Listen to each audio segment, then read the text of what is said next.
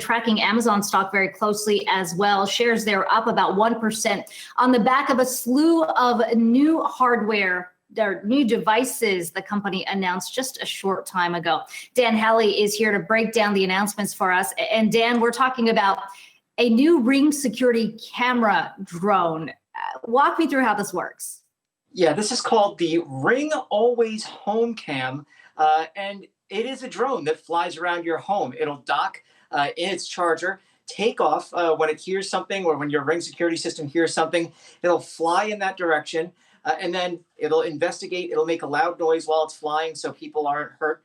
And then once it's done doing its kind of reconnaissance, I guess, you can then have it set itself back down onto the charger. And it's something that's surprising only in that it's a drone inside the home. And so what Amazon or Ring, parent company is Amazon, but what Ring's doing is encasing the blades entirely so that nobody would potentially get struck by them, or they don't strike anything and the system isn't damaged itself. It's a little over $200 for this, which isn't too expensive when you consider that it's a drone for inside your house. It's a pretty wild device. Amazon also launched new versions of their Echo devices. Those are no longer those tall cylinders. They're actually making them sphere-like now, and they're still going to have versions of the Echo Dot and Echo Dot with its built-in clock. Those are also going to be spherical as well. So they rolled out a slew of new properties, including a new cloud gaming service called Amazon Luna. That will be $5.99 a month.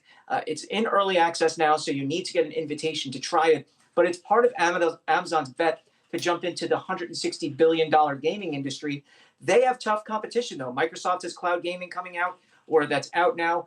Google has cloud gaming that's out now. NVIDIA has cloud gaming that's out now, though Google and NVIDIA really kind of struggling in this space. But Amazon is trying to put its foot down and become a huge member of the gaming community. And they already have a secret weapon in Twitch, which is going to be a part of this cloud gaming feature. So it's a really interesting day out of Amazon.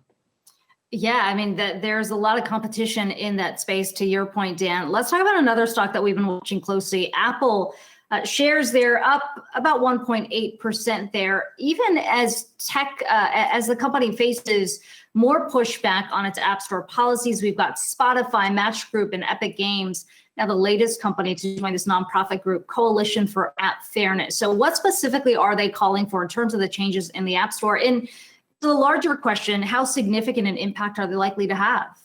I don't think this is going to have as large as an impact as they may like. They're really calling for essentially a drop in the commissions that Apple and Google charge, though their website specifically targets Apple a lot.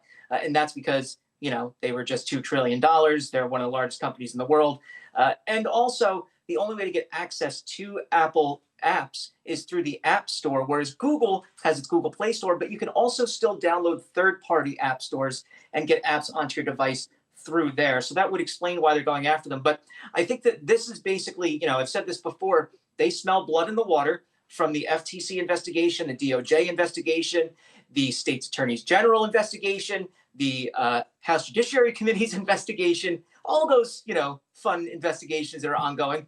And they want to basically put a stamp on that and say, look, we know that Apple is in trouble. There could be issues with antitrust coming forward. So why don't we just ensure that we get our point across a little bit more with this handy lobbying site? And that's exactly what they're doing. They're based out of DC.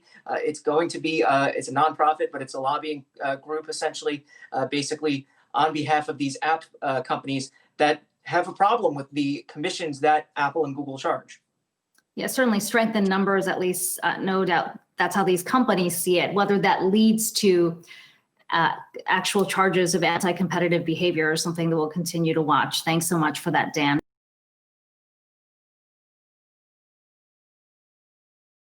Hey investors, Zach Guzman here. Are you interested in learning more about the markets and getting the latest financial news? Well, then click right here to subscribe to our Yahoo Finance YouTube channel. Get the latest up-to-the-minute market analysis, big interviews in the world of finance, and information on how to manage your money every day wherever you are.